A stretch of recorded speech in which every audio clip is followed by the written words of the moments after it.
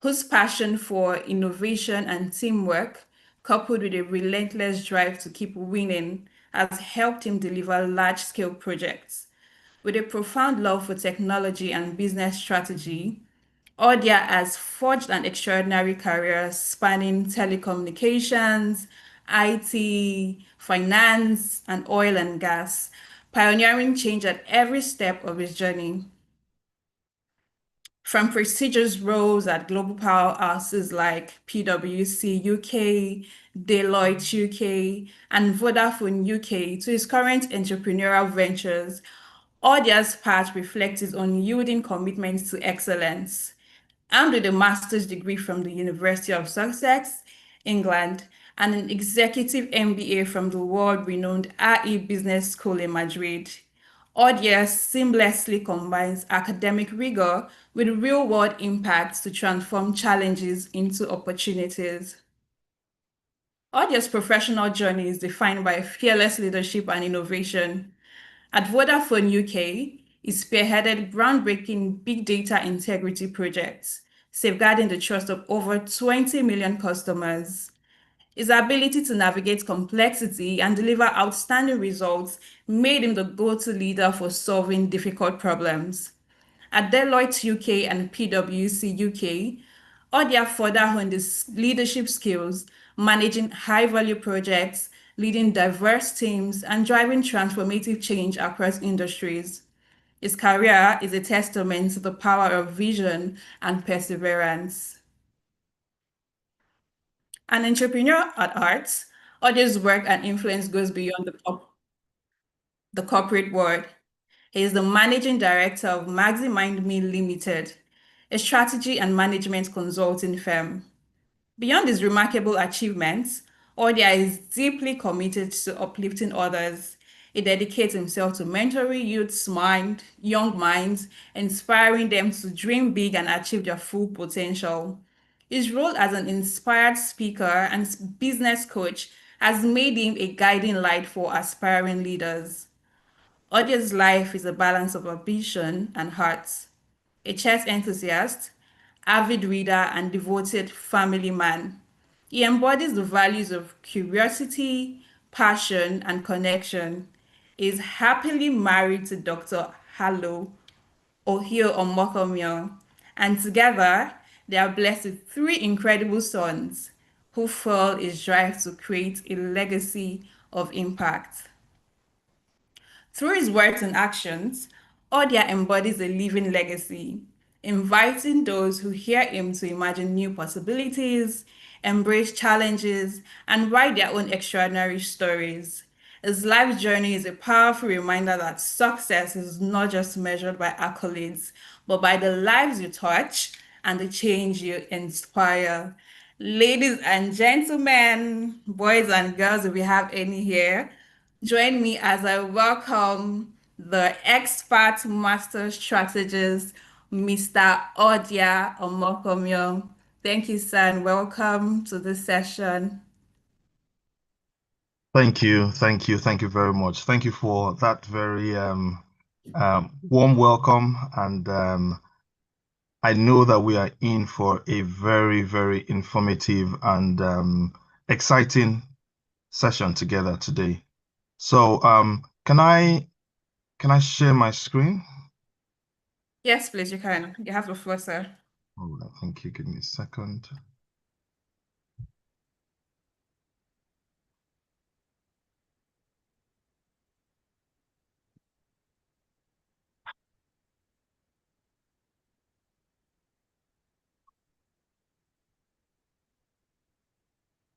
All right, let me know when you can see my screen.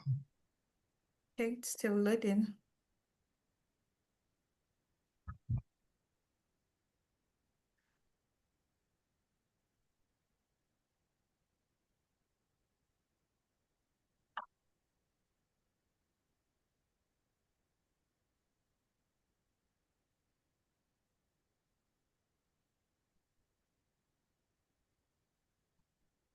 Just give it a few moments. I think I'm frozen. Can you still hear me?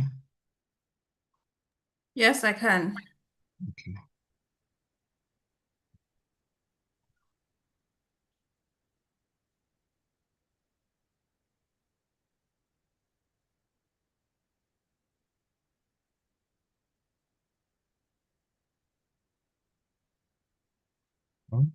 What's going on? Let me stop share and reshare again. Give me a second.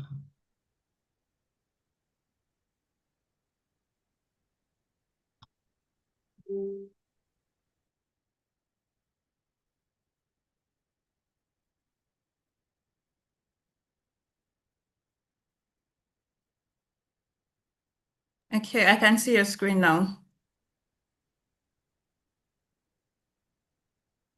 So can you see my screen now? Yes, sir, I can. Oh, fantastic. All right, so good evening, ladies and gentlemen, boys and girls. How many people from the high flyer community do we have on the call? If you are from the high flyer community, can you just put on the chat box and say, I am here, so I know how many of us are here?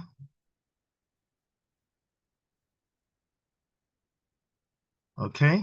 All right. So why? Okay. Yeah, I can see a few coming in. Brilliant. Okay. So while that is coming in, so today we'll be looking at the competitive edge and also sort of looking at what top universities and employers look for. So in life and in strategy, if I focus on that, strategy is about winning. It's about finding the best way to achieve or attain your goals. Okay, so with strategy, it's about winning, it's about finding the ways to win and finding the ways to be your best self, the best version of yourself. And so top universities are looking for certain key qualities. Also, top employers are also looking for certain key qualities. And just as Sonia had said at the beginning, so I've worked at Vodafone, which at the time was the most prestigious British brand. I don't know if they still hold that position. And I've also worked at Deloitte and PwC, which are part of what you call the Big Four. So I have seen, what these top employers are looking out for when they go to market for new joiners. All right, so let's dive in. So the first thing I want us to know is that the new competition is not against people. You're no longer competing against people. You are now competing against the future. And why is that the case? It's the case because what we knew as the as sort of way of working or the way of studying or the way of doing things is changing so quickly, so rapidly. In the past, new technologies, new breakthroughs will come out every 10 years. Right now, it's coming out so quickly. A new technology will come out in the next, potentially in the next year or the next 6 months. Things are changing so rapidly, so rapidly that if you stop, you're already behind. Okay, so your new competition is not against people, it's against the future. How quickly can you transform, or how quickly can you catch up or overtake? And so the speed of change is so fast. So you need to bear that in mind. It's not your classmates you're competing against anymore. You're competing against the future. Okay. Next thing I want to also point out is, according to Dell Technologies, 85% of the jobs that will exist in 2030 have not been invented yet. So let's think about that for a second. You are currently studying maybe for your A levels, or you are already in university, and whatever it is they are teaching you, 85% of the jobs that you will be competing to try and get into, 85% of them don't even exist today. Also, in today's world, the HR teams, when you send in your CVs. Those CVs are first scanned by robots. They are not scanned by a very well-detailed person somewhere behind the desk that's going through all the CVs and trying to determine if this person is a good fit for their company. That that age is gone. Is so far gone. What happens in today's HR world is you send your CV. Let's say there is a role they've created. So a company has created um, a role, all right, and they've gone to market to look for a suitable candidate for that role. Once that role goes out, there will be a lot of interest for that role, especially if the company is a top employer. And so they will, for each role, you will get thousands of people all applying to get into that one role. So they have to use robots now. They now use robots. So what do? They tell the robots to look out for certain keywords. They tell the robot to look out for certain terms, terminologies. Okay, and let's say they have 1,000 CVs. That robot will shorten that list to about 20.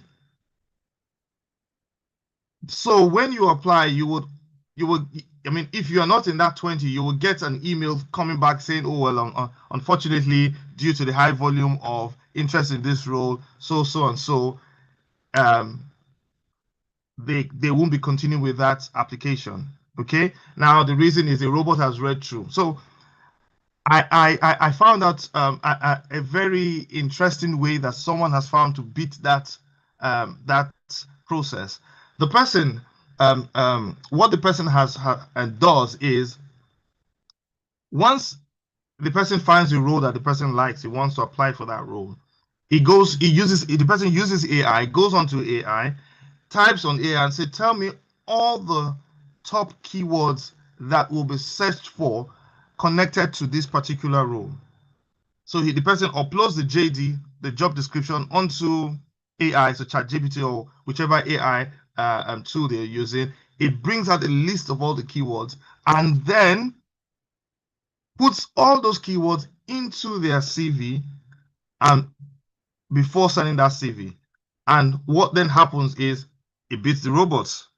Again, this is something that top employers, top universities will soon be heavily sort of looking out for.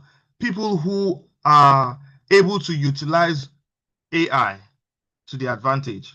All right. So that's one of the things. So to be able to get your CVs, get your foot in the door, that's a little clue you can use. All right. So just to say, the reality check here is the world has changed. The world as we know it has changed, and it is changing even quicker than you can imagine. All right. So right now, the universities, the employers, the Fortune 500 companies are looking for certain skill sets, certain personality traits. And I'm going to share that in the next slide. So this is what they're looking for. They're looking for, first of all, they're looking for people who have what you call a very high adaptability quotient. Okay. Now, I've used a chameleon there to sort of bring this to life. The chameleon as an animal actually survives by changing its colors based on its environment. All right. And so top schools, top employers are now beginning to look for people who have the ability to adapt. If you come with a mindset of this is who I am, this is the way I do it, I don't change, I'm very sorry, you will not be in the top 10 that they're looking for. Because the world that they are operating in today is so it changes so quickly that they need their staff, they need their employees to be able to adapt quickly.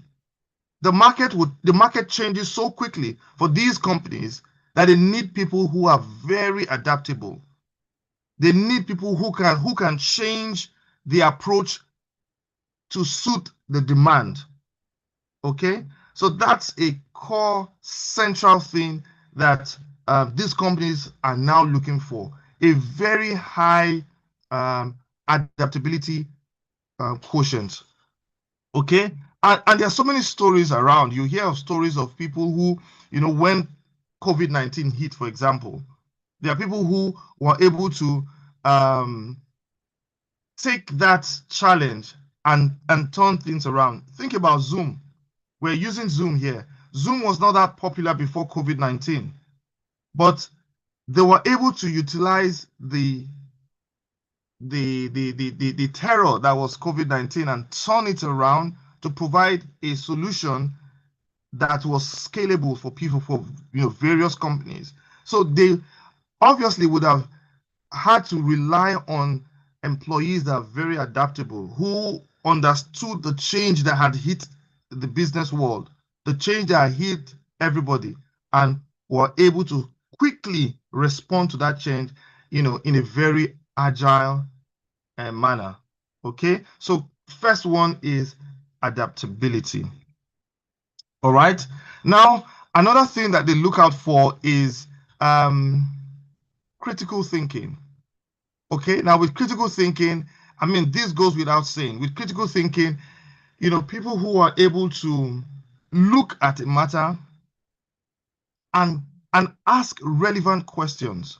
Don't just take things at surface value, but they're able to go underneath the skin of things. They're able to look at a matter and really bring brain power to that matter. They're able to critique appropriately. They're able to see the different sides. Okay, now what that does is it gives the employee, the company, an extra edge, because those who are critical thinking can become very innovative. They're able to look at all the sides of the picture and see shades and angles that the competition is not seeing. All right. So universities are looking out for people who have this skill set, who are able to critique, materials that are given. All right. Um, I don't have, I think I may have said this in one of our previous discussions where I was in a seminar and a professor gave a comment. So a PhD student, he made a comment and his professor responded and gave his own opinion, regarding the comment that the PhD student had. And the PhD student's next statement was, "Oh, I agree with you," and that was it. And he was moving to the next point. And the professor brought him back and said he wasn't happy with that response. He didn't want the student to just agree with him and let's move on.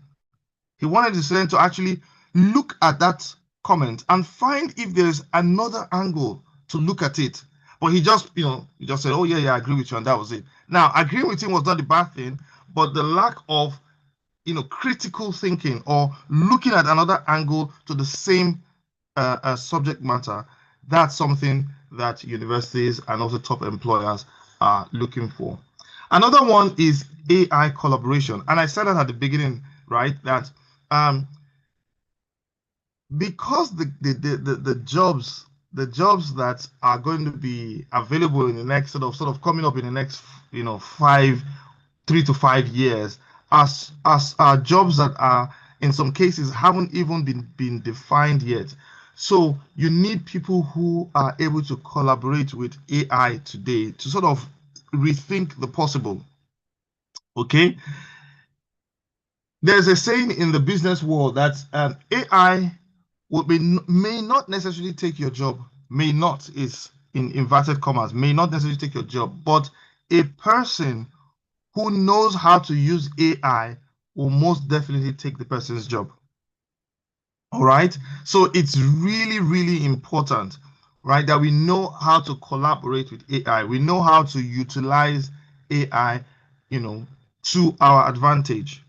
Okay, so the from the chat GPTs to the co-pilots to the Gen AI and all those various AI tools, you need to understand them and understand how to use them effectively. Okay, and there's a statistic that I heard about, that people who use AI at work actually finish their tasks 40% faster and make better decisions. This is um, some research that was done by MIT in 2023. Okay, so using AI as part of your work will give you the competitive edge. Then also there's global IQ. Global IQ basically is being sort of globally, should I say, globally sensitive, globally culturally sensitive, not being someone who is a very straight jacket person. You are not able to relate with things happening around the world. You're just very, I am in Spain, and that's all I think about. I don't know what's happening in Bolivia or what's happening in Hong Kong. No clue. I'm not bothered. No.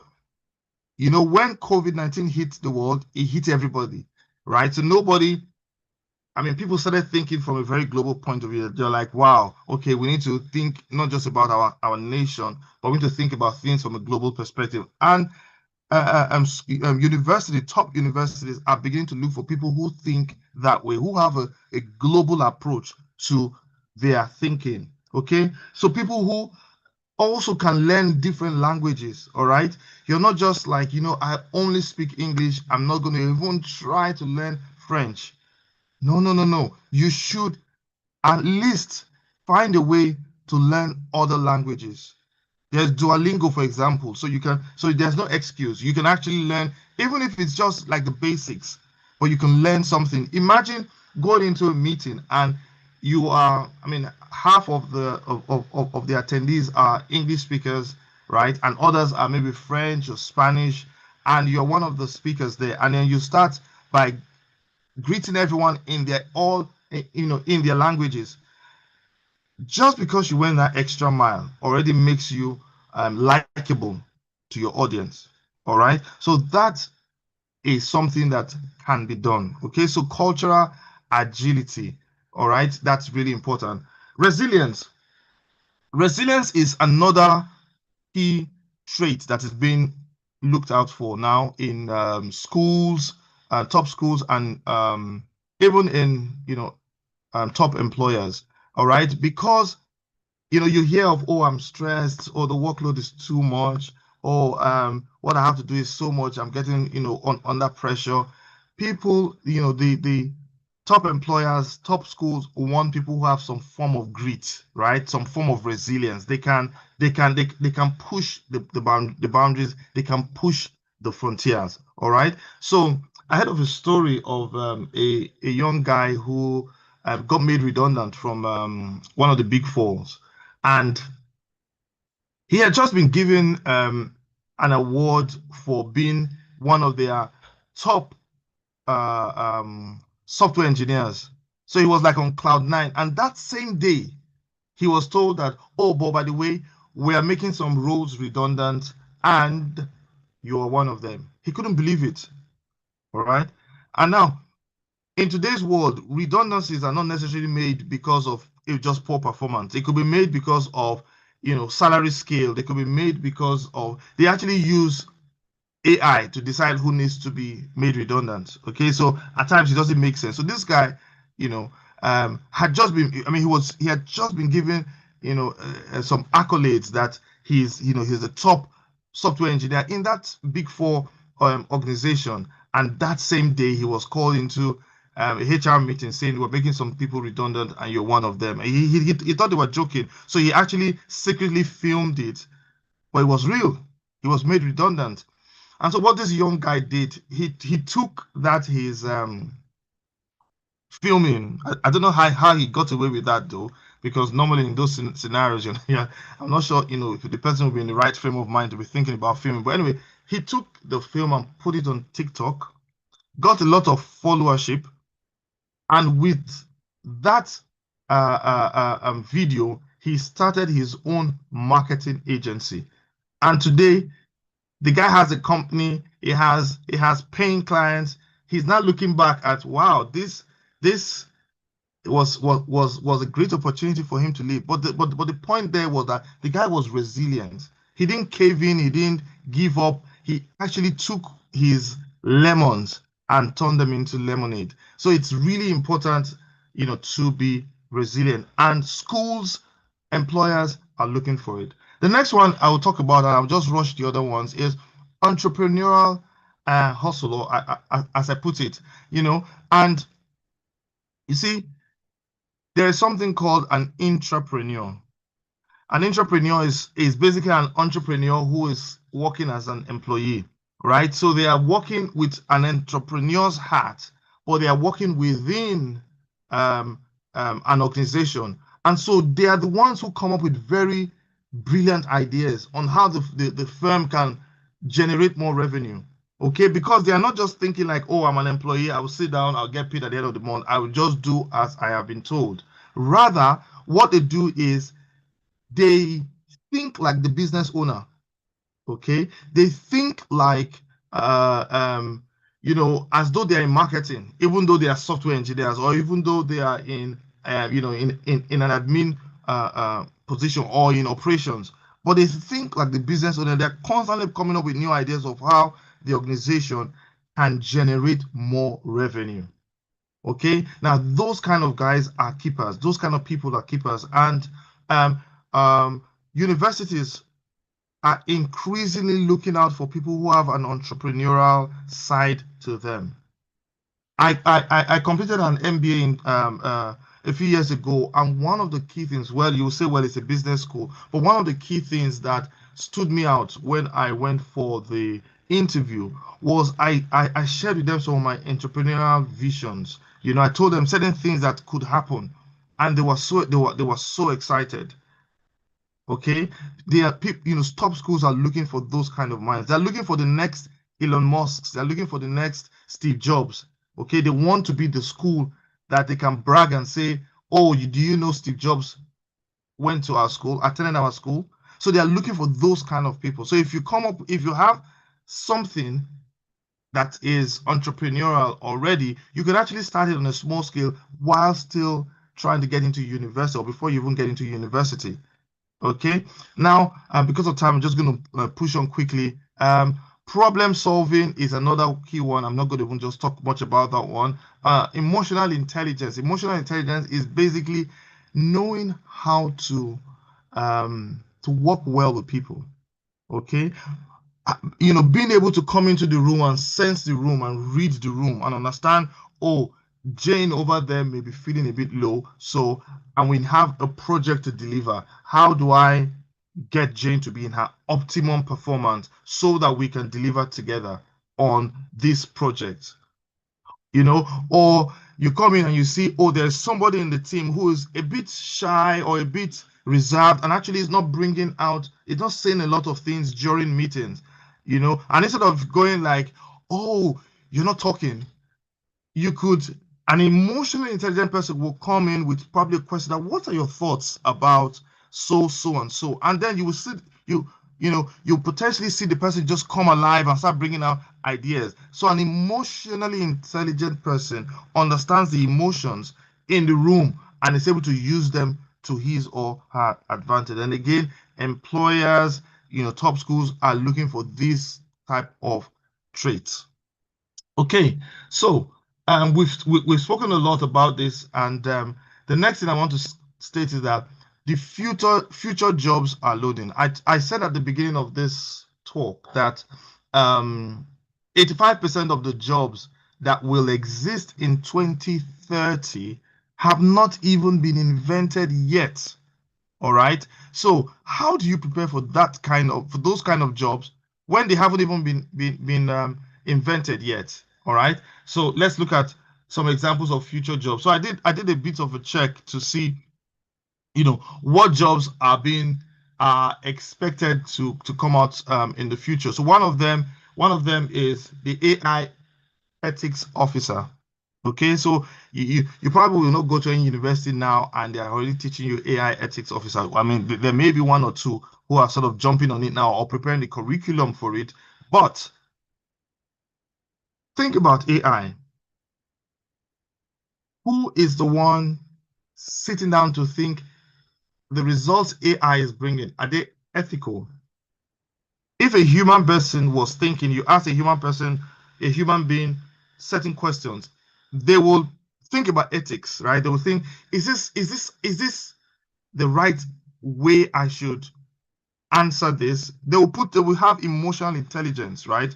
They will have some cultural intelligence, but with AI being a robot at the moment, who is the one trying to ensure that we are getting it's being used ethically and it is being compliant? Big question. So that will soon become a rule.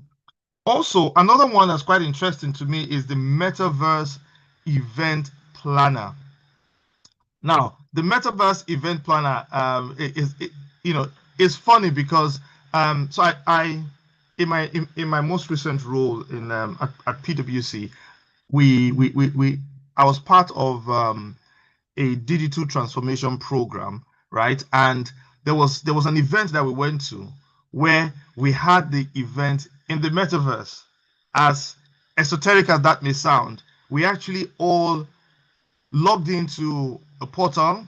Every one of us had our own avatars, and we entered into a massive world. So we're all in front of our laptops. We're all working from home or working from the office, thereabouts. But once you logged in to the link that was sent, you'll be asked to choose your avatar. So you could choose you have whatever it is that you choose as your avatar, and the avatar is a full-blown person with emotions. Okay, with you can move your hand. I could wave my hand like this, and my avatar on the screen will wave the hand. And I don't mean screen like just like a 2D screen. I'm talking of 3 dimension. So I was walking inside the massive virtual auditorium. I walked and took my seat. I walked, just moving my mouse around. I walked, and when I waved my hands, the people in the metaverse setting could sort of respond to me, knowing that maybe I had a question. And then when we were done, I mean, some of us went on stage again, all in the metaverse. We were physically sitting on our front of our laptops, but in the program, we were actually physically walking and doing things. When the program was ended, some of us went to the stage and danced. Again, our avatar was dancing. As we were moving our physical hands and our legs, it was moving in the real life auditorium. Very soon, we're going to have metaverse event planners, people who will create. You have your current day, event planners. You have people who will do metaverse events, and that will be a big thing. Another thing that will soon become a big thing is climate repair technologists. I was part of a program that looked into um, how partners within one of the big four were contributing to the massive carbon footprint of the organization. All right. And, you know, because they have a net zero target of 20, I think it was 2030, they want to be at net zero. Okay. They are currently investing a lot of money into understanding how they are contributing to the massive carbon footprint. Okay, so they will now start telling partners that instead of flying, take a train. Instead of taking a train, maybe you can have a virtual meeting here and there. So there will soon be a job title called climate repair technologies, where people come into the organization and say, we will use so and so technology to help reduce carbon footprint, because climate change is real and a lot of attention is being put on climate change topics, especially for the top employers. Okay, so again, that's another thing. Another interesting one I found out is the digital twin architect. The digital twin architect is an architect whose job it is to create a digital replica of a physical thing So, for example, you could create a digital replica of the entire Lagos. So, every street in Lagos, every person in Lagos, every structure in Lagos is all put into this massive digital program. Okay, and they then use that to plan for if there is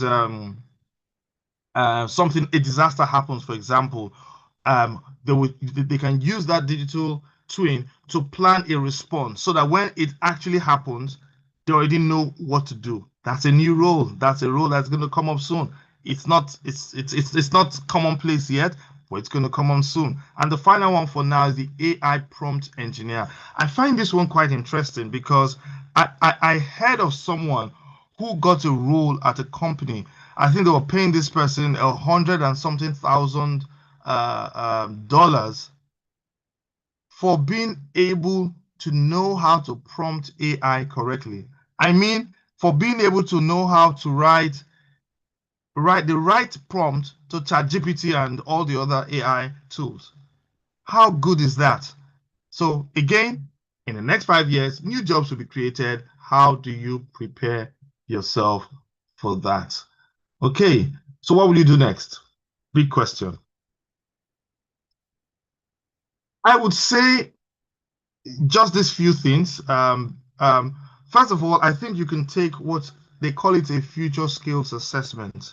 Okay, that's something that you can easily take on the Google Digital Garage. So if you Google or if you search on Google for Google Digital Garage, it will come up with something on Google where you can take a future skills assessment. So look at your skills.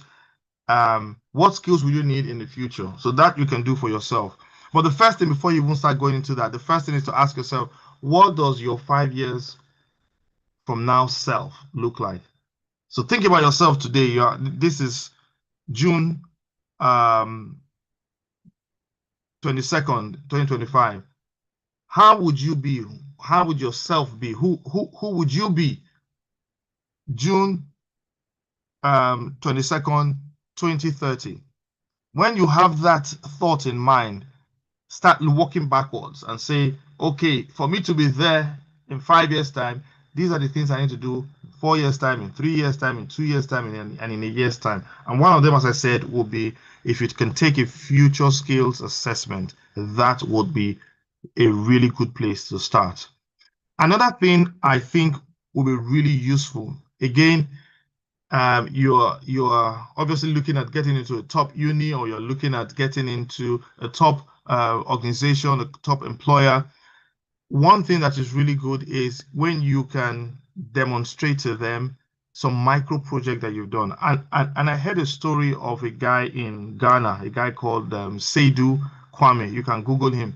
So I think when he was 16 or so, he thought up utilizing a solar solution to solve a problem in his native land in Ghana.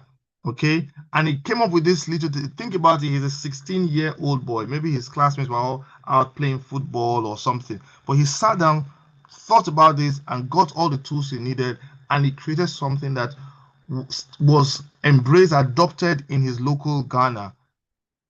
Somebody put that on TikTok. MIT heard about it. Today, the guy is in MIT. Okay, so the world has changed. So if you have like a micro project or something that you think you can really do that just stands you out, start doing it now. Okay, that will form your CV, your resume when you go and stand before these top universities, because they now see that you are thinking outside the box. You're not just thinking of good grades. Good grades is now expected. They just expect you to get good grades. All right, but they won't stop at just good grades. You have to have extra things.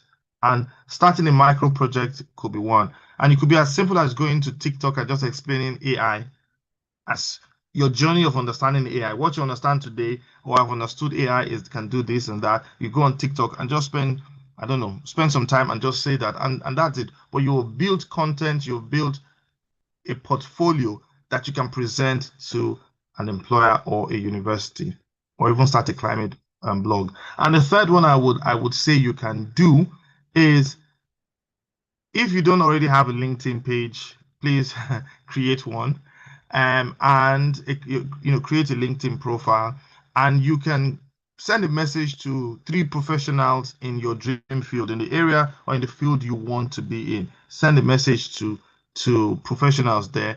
And as I wrap up now, I'll say a personal story. So I when LinkedIn just literally just started becoming a thing, I needed to engage a company because I was doing a project that needed a company's input.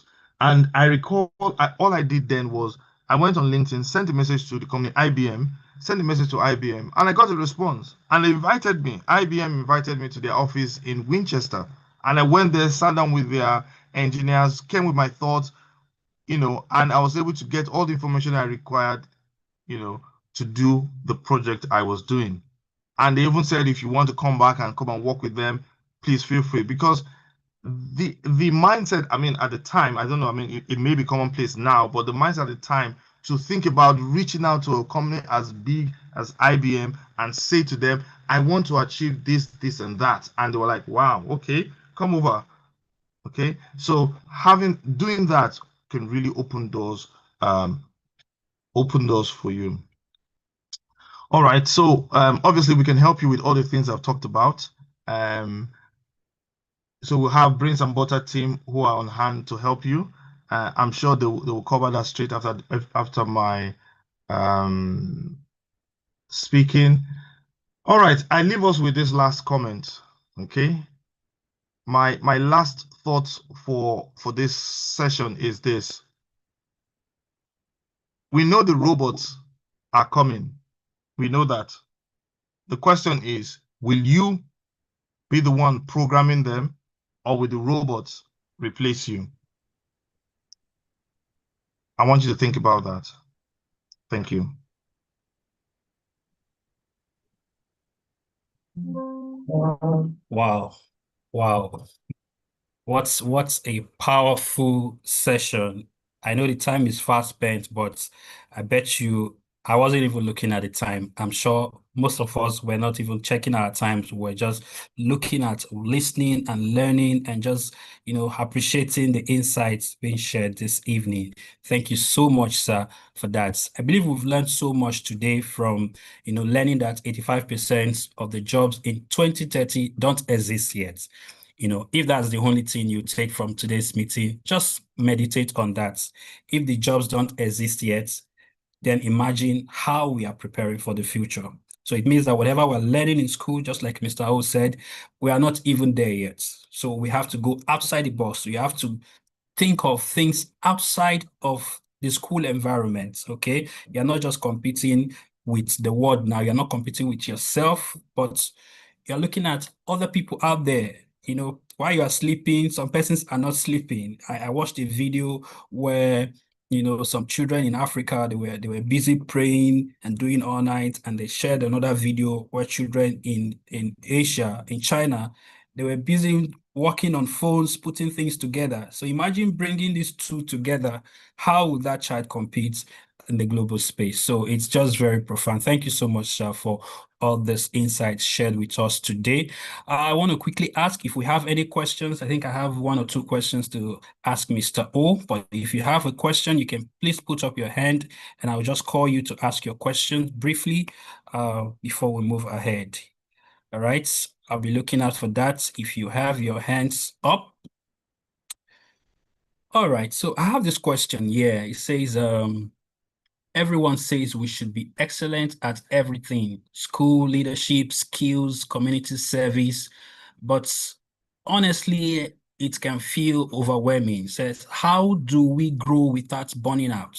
How do we do all of this that you have taught us today? How do we combine it with our schoolwork and, putting the future in picture without feeling overwhelmed, without burning out? Thank you very much for that question. I think that's a really good question. And burnout is now almost normalized in our society now, and that's not good, right? I would say you have to find balance, all right? You have to find balance. you have to have a plan. You can't boil the ocean, right? The ocean is too big to boil. Okay, you have to eat the elephant one bit at a time. So have a plan and do the little bits that you can do for each time. Okay. But one thing I would say that will actually help you or help the person to stand out is look for what you are truly naturally gifted in, what you are very good at, naturally speaking. You would it would help you stand out, and it will be easier for you to do that than something that you know you are already struggling with and you know you need to put a lot more effort in. So focus first on the things that you're good at, become super good at those things, and then build on the other ones. All right. Thank you so much, sir. Thank you so much for that answer. A quick one. Let me just take this last question before I move on to the chat box in case we have any there. It says, with so many opportunities out there, coding, debating, volunteering, AI, sports, it says, how do I choose what to focus on without feeling like I'm falling behind in everything else? Again, I will still say that in terms of focus, you should focus one on what you have a natural talent for, what you really are passionate about. Okay, if you are passionate about the climate, for example, right, then focus on that. Start getting as much information about that. Okay, start consuming as much information about that. You don't need to you don't want to be a jack of all trade. All right, you want to be very good at something, so good at that thing that you are undeniably the best at that. People just know you for that thing. Okay, so again, it comes down to what you're naturally good at, focus on that, and what you are passionate about. Because what you truly love, time will go by, you are just doing it and you've not really felt anything. Yeah. Thank you so much, sir. Thank you so much. I think Abraham Oluwale has a question. Abraham, please unmute and ask your question. Thank you very much, Mr. O. It's such a lovely time listening to you today. You said something that made me feel guilty because I work in a university system that am I wasting my students' precious time? If AI is upon us and I am training them so many things that may become irrelevant so soon, what is your advice for the curriculum planners and designer, and more importantly, for young people that are navigating this established structure of education, how best they should be using their time? I just think this cut across really wider. Thank you. Thank you very much, sir. That's a really, really good question, actually. And good to have you. Good to have you in this session too. In terms of curriculum, my own personal position on educational curriculum, I believe that there's a lot of review that needs to be done in terms of the current educational curriculum. I believe that a lot of things coming from the industry, there are a lot of things that happen in the industry that don't happen in a university yet. So the university, in some cases, is trying to play catch up because the industry is reacting to the market, right? And the university that is preparing those to go into the industry at times is quite behind because you have to have a curriculum, you have to have done some research so that you can teach these students. So it's a little bit behind. Okay. So I would say that the universities, the educational establishments have to become a bit more connected or lock and key with the market, with the industry. Okay, that's the first thing. Now, in terms of students, I would say personally that students need to investigate for themselves what the latest trends are. So, for example, I mentioned that in my previous organization, I was part of a project where they were reviewing all the carbon footprint of every um, partner and director in the organization. Now, the aim of that was so that they can become net zero by 2030. Okay, so that means once they've gathered all the data, between now and 2030, they're going to invest in technologies that will help reduce their carbon footprint. So if someone is studying in university and it doesn't already have that in mind that, well, in the next 20, in the next 50, in the next 5, in the next 10 years, a lot of focus is going to be reduction of carbon footprint, then they're already behind because that's what the market is actually asking for, at least in that particular space. Thank you so much. Thank you, sir. All right, thank you so much, Mr. O. Do we have any other question, comments? Let's quickly take that before we move. Okay, I don't think I'm seeing any other hand ups. Thank you again, Mr. O. I think if there's anything to take out from today's session, is that the future is here. Okay, it's not waiting for anyone. We're not planning, thinking about how it is like. It's already here. That future you are thinking about is already before us, and it's important we start planning, we start, being very strategic, not just like you said, academic excellence, just like Abraham has asked. Yes, it's good. It's good to be excellent in your academics, but we need to know that the way the world is changing, it is no longer enough. The real competitive edge is about mindset, it's about strategy, it's about adaptability, and it's about how we think, how you think, and how we position ourselves, and put ourselves out there in the global map. And today's session is just so profound. And thank you so much, Mr. O. And for those of us new yet today, especially for the high flyers, I want to encourage us, if you are not yet part of our community, the high flyers community is here to support you, whether it's through resources, conversations, quick one-on-one counseling sessions. We are here for you, and we'll encourage you to be a part of our community. The link, okay, Dr. Harlow has a hand up. Sorry, Mr. Ernest, it's just a very quick one in response to Dr. Abraham's question, because I was at a conference recently where we were discussing how quickly the educational system and curriculum can adapt to this changing world of AI. And one of the things they said was to sort of focus on the skills being acquired, because really it is traditional skills that have led to the world today as we know it. So we cannot and should not abandon these traditional tenets of the curriculum. So we can still we can still teach to an extent, traditionally speaking. However, the focus should be on the skills being acquired and not so much on the tools. They also spoke about how educators may need to introduce AI into their the delivery of the teaching, to help students personalize their learning, maybe in some of the assessments, so that there's a familiarity with AI tools. So it may not necessarily be AI in terms of the subject content itself, but just the habit of having AI as part of a teaching method, as part of a personalized learning method, gets the students into that habit, and then focusing on the research skills being acquired, on the critical thinking skills, on the problem solving skills. Because again, like I said, it was these traditional methods that provided the foundation upon which we have built the world today as we know it. I just wanted to add those points to that fantastic question and the fantastic response Mr. O gave as well. Thank you so much, Dr. Alo. Thank you so much. Mr. O, I don't know if you want to react to that. No, I agree. I agree with that, and I would just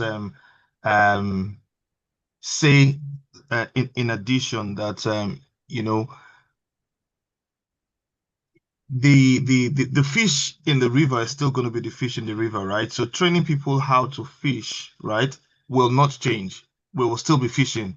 It is those skill sets, right? It is just as Dr. A said, those skill sets, those traditional tenets, they will always be there, okay? But the how is going to be changing slightly. Fish will still be in the river, there will still be fishermen trying to fish, but the how now needs to change. So it is making sure that people are very equipped for the real life market space. I think that would always be the winner. So have the foundational tenets, just as Dr. A said, and make sure that the how is constantly evolving based on the changing market space. All right. Thank you so much, sir. Just to check if we have any here. Okay, Stella Azike says, I'm glad to be here. Thank you, Mr. O, for this impactful, insightful session. And Shemai says, thank you very much, sir, for having me on this webinar today. I'm very grateful, sir. All right, Shemai, good to hear from you. I know you're always hiding, so it's good to hear from you today. All right, just before we go, I'd like to quickly share this announcement with us. Just a quick one. All right. So, thank you again for being a part of today's session. This is just to let you know that we always have these webinars every fourth Sunday of the month. Next one will be on the 27th of July, and it's tagged Building Bridges, the Heart of Effective Communication and Networking. You don't want to miss that. So I want you to book your calendar, just mark it there and plan towards it, plan to attend. You already have the dates, you have the times, and the registration link. Of course, we're also going to be sharing it on our different platforms. Like I said, you can join our community to stay connected and access updates, resources, and opportunities. So the link has already been shared in the chat box. Please click on it and you will be right there in our community. Thank you so much again for being a part of today's session. And special thanks to Mr. O once again, and for Dr. Alo, the lead consultant, Brace and Butter Educational Consultant, for putting this together. And everyone present here today, our high flyers, parents, guardians, friends of the brand, for turning up today. Mr. Ben, I can see you. Thank you so much for being a part of today's session. And we look forward to seeing you on the 27th of July for our next edition. Thank you so much, everyone, and do have a wonderful evening. Thank you. Thank you.